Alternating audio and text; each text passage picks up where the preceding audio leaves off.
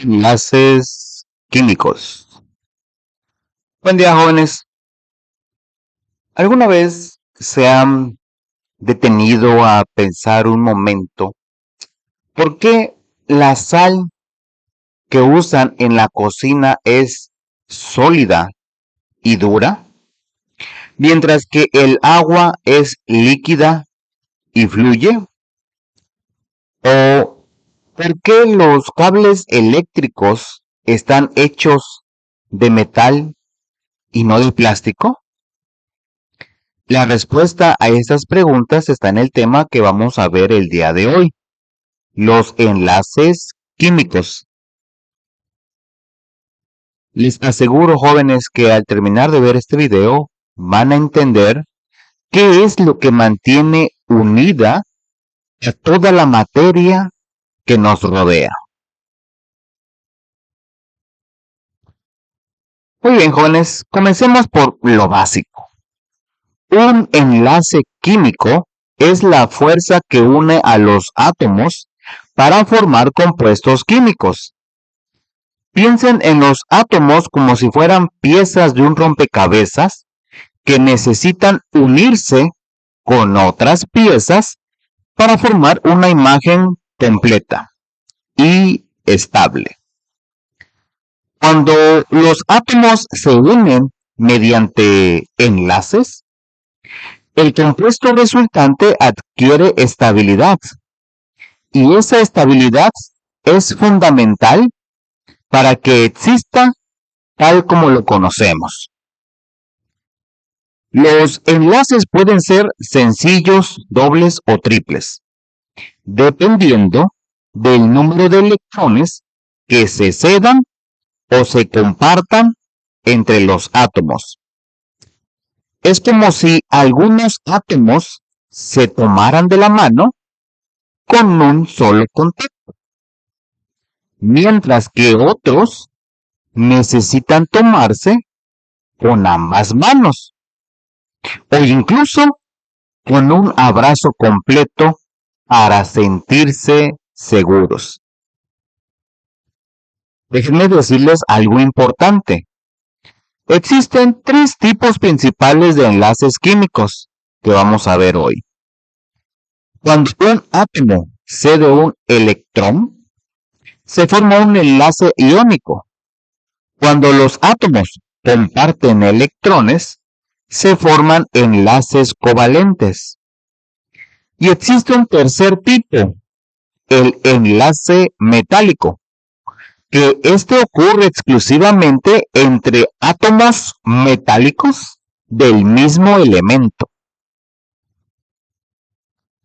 Vamos a ver qué tipo de enlace se forma. Aquí viene lo interesante. Ustedes pueden distinguir perfectamente el tipo de enlace que ocurre en la formación de un compuesto simplemente analizando qué compuestos lo forman. Es como si la naturaleza siguiera una receta muy específica. Permítanme explicarles cada tipo de enlace con detalle. Enlace iónico. El enlace iónico ocurre cuando se unen metales con no metales. En otras palabras, cuando se combinan elementos de baja electronegatividad con elementos de alta electronegatividad. Pero, ¿qué significa esto de electronegatividad? Es muy sencillo. La electronegatividad es la capacidad que tiene un átomo para atraer electrones hacia sí mismo cuando se combina con otro átomo. A mayor electronegatividad, mayor capacidad de atracción. Piensen en ello como el magnetismo de un átomo hacia los electrones. Déjenme darles un ejemplo. El cloruro de sodio, que es la sal de mesa que se usa en la cocina, el cloruro de sodio, cuya fórmula química es NaCl, combina un átomo de cloro y uno de sodio. El cloro tiene 7 electrones en su última capa, mientras que el sodio tiene solo uno. ¿Qué sucede cuando ambos se encuentran? El sodio, siendo generoso, cede su electrón al cloro. Y de esta manera ambos cumplen con la ley del octeto, que ya vimos anteriormente. Y esta establece que los átomos son más estables cuando tienen 8 electrones en su última capa. Al ceder su electrón, el sodio queda con carga positiva y se convierte en catión. El cloro, al recibir ese electrón, queda con carga negativa y se convierte en un anión. Y aquí viene lo fascinante. Como tienen cargas opuestas, se atraen entre sí, como si fueran imanes, formando un enlace muy, muy fuerte. Ahora, ¿existe una forma más precisa de saber si un enlace será iónico? Sí, la hay. Si calculamos la diferencia entre las electronegatividades de los dos elementos, y esta diferencia es mayor que 1.9, entonces podemos estar seguros que el enlace será iónico. Entre mayor sea esta diferencia, mayor será el carácter iónico del compuesto. Es como si tuviéramos una regla matemática que nos permite predecir el comportamiento de la materia. ¿No les parece esto increíble? El enlace covalente. Muy bien, pasemos ahora al segundo tipo de enlace, el enlace covalente. Este enlace ocurre cuando átomos no metálicos comparten electrones, a diferencia del enlace iónico, donde un átomo cede y otro recibe. Y ambos átomos comparten sus electrones de manera cooperativa. Es como cuando dos amigos comparten un videojuego porque ambos lo quieren jugar. En el enlace covalente, los electrones se mueven entre los átomos y esto da origen a dos subtipos: los enlaces covalentes polares, cuando los electrones se comparten de forma no equitativa, y los enlaces covalentes no polares, cuando los electrones se distribuyen equitativamente. ¿Cómo podemos saber si un enlace es covalente? De la misma manera que con el enlace iónico, calculando la diferencia entre las electronegatividades de sus elementos. Si esa diferencia es menor a 1.9, entonces es covalente. Los compuestos con mayor carácter covalente son aquellos cuya diferencia de electronegatividades es cero o muy cercana a cero. Permítanme darles un ejemplo. El agua. Sí, el H2O. Esa sustancia que bebemos todos los días y es esencial para la vida. El agua está formada por 2 átomos de hidrógeno y 1 de oxígeno. Cada átomo de hidrógeno comparte un electrón con el átomo de oxígeno, formando enlaces covalentes. Sin esta capacidad de compartir electrones, el agua no existiría como la conocemos y por lo tanto nosotros tampoco existiríamos. Ahora bien, Dentro de los enlaces covalentes tenemos dos variantes importantes que deben de conocer. Los enlaces covalentes polares ocurren cuando se unen átomos de no metales diferentes. Como son diferentes, uno sería más electronegativo que el otro, lo que significa que un átomo atraerá con mayor fuerza al par de electrones compartidos. Esto crea una polaridad, es decir, un lado de la molécula queda ligeramente negativo y el otro ligeramente positivo. Imaginen que están jugando a jalar la cuerda con su amigo o amiga, pero uno de ustedes es más fuerte y jala la cuerda más hacia su lado, por supuesto. Eso es exactamente lo que pasa con electrones de un enlace covalente polar. Los enlaces covalentes no polares ocurren cuando átomos del mismo elemento no metálico se unen. Al tener la misma electronegatividad, su diferencia es cero y no se crea ninguna polaridad. Los electrones se distribuyen homogéneamente. Las moléculas formadas por estos enlaces tienen prácticamente una atracción nula entre sí. Un ejemplo perfecto es el oxígeno que respiramos, O2. Dos átomos de oxígeno idénticos compartiendo electrones de manera perfectamente equitativa.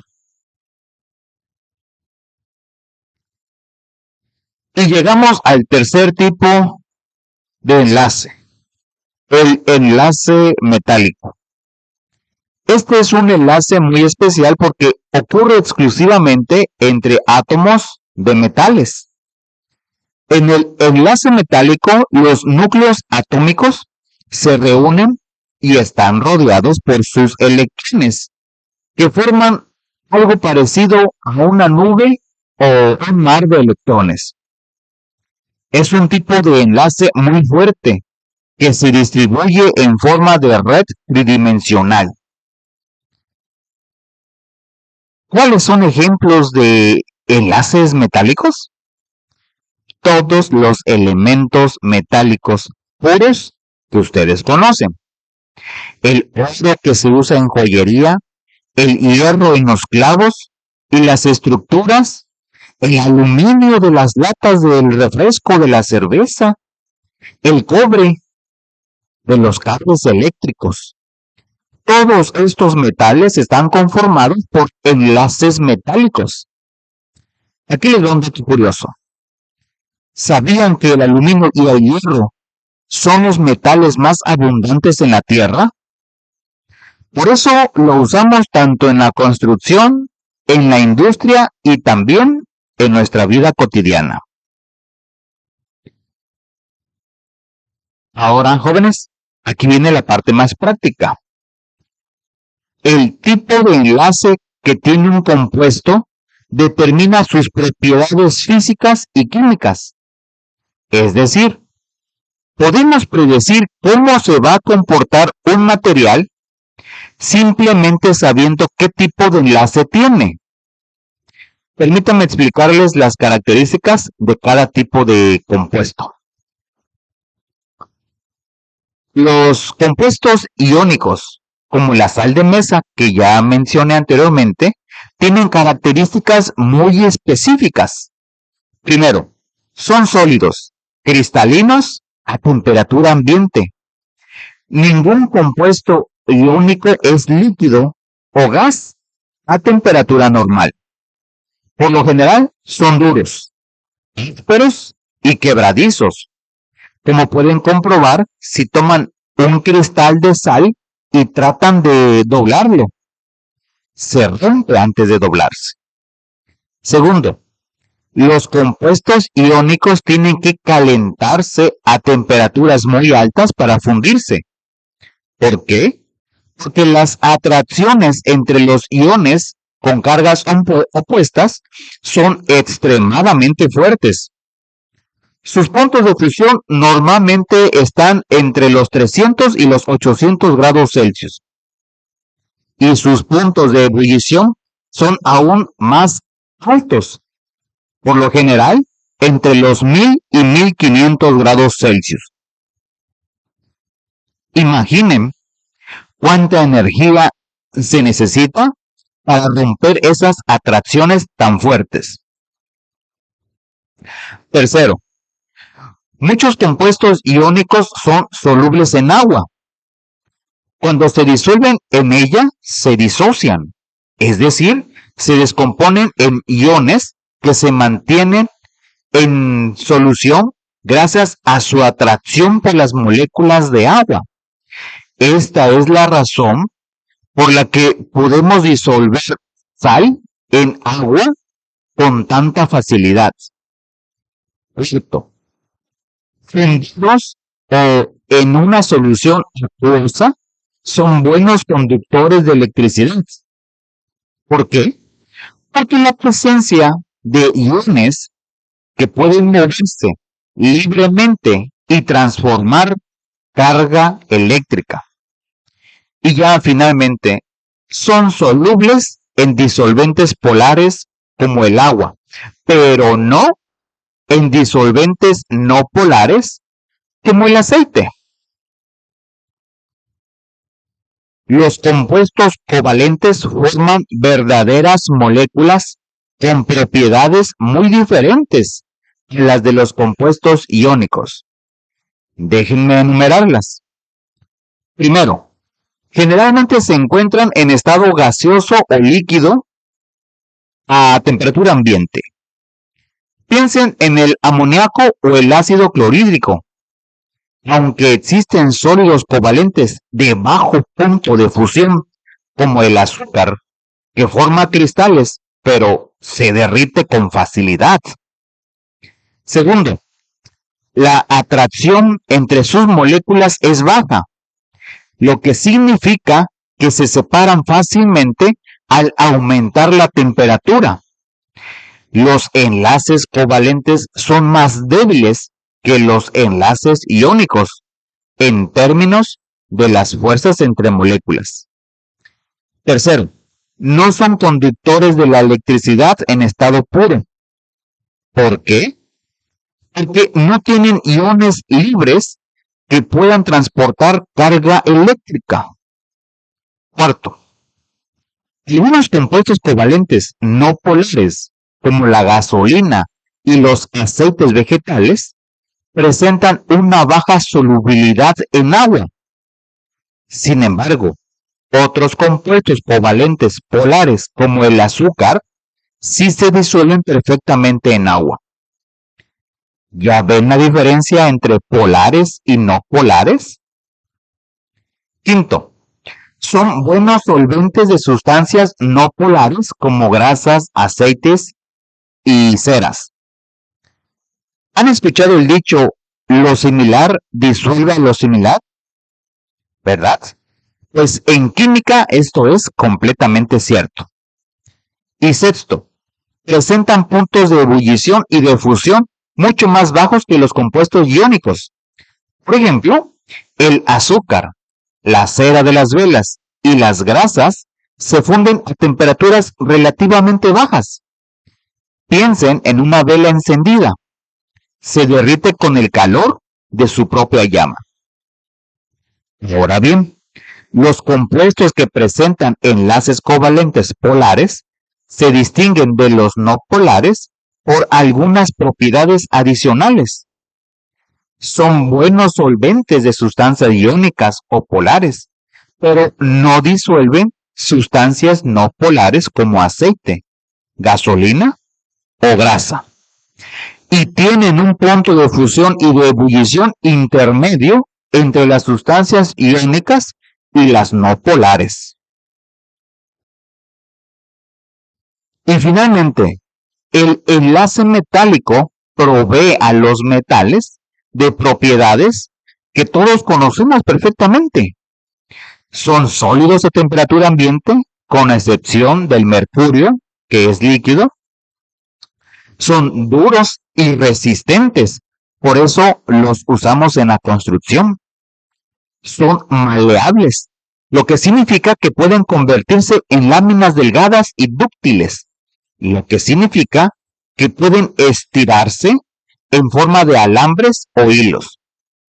Son excelentes conductores del calor y la electricidad. Por eso los cables eléctricos son de cobre o aluminio y tienen brillo. Ese brillo metálico característico que todos reconocemos.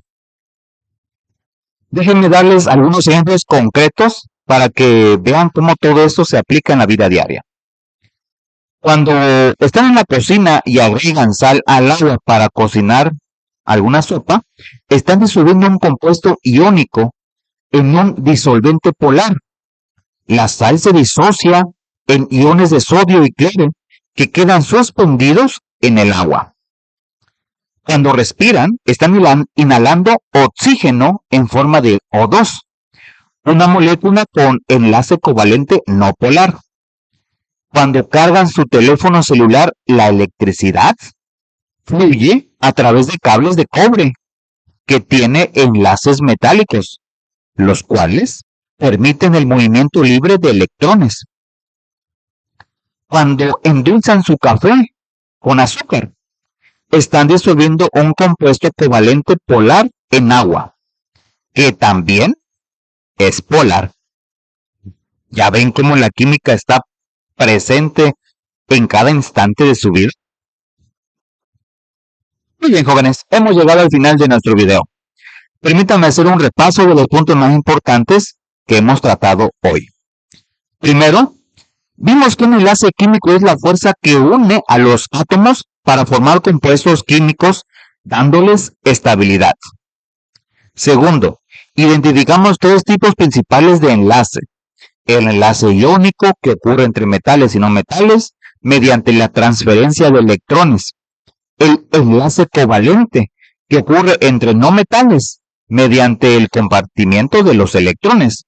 Y el enlace metálico, que ocurre exclusivamente entre átomos metálicos. Tercero, aprendimos que podemos predecir el tipo de enlace calculando la diferencia de electronegatividades. Si es mayor a 1.9, el enlace es iónico.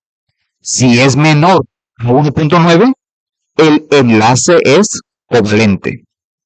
Cuarto, descubrimos que el tipo de enlace determina las propiedades de los materiales. Los compuestos iónicos son sólidos, cristalinos, con altos puntos de fusión. Los compuestos covalentes suelen ser gases o líquidos con bajos puntos de fusión. Y los metales son sólidos, conductores, maleables y dúctiles. Y lo más importante de todo, comprendimos que este conocimiento no es abstracto. Los enlaces químicos explican por qué los materiales que nos rodean se comportan de la manera en que lo hacen. Explican por qué cocinamos con utensilios de metal, por qué la sal se disuelve en agua, por qué el aceite y el agua no se mezclan, por qué los cables eléctricos son de cobre. Muy bien, la química, jóvenes, no está encerrada en el laboratorio. La química está en sus casas, en lo que comen, en el aire que están respirando, en cada objeto que ustedes tocan. Ahora que ya conocen los enlaces químicos, tienen una nueva forma de entender y apreciar a este mundo que los rodea. Muy bien, jóvenes, eso es todo por el video.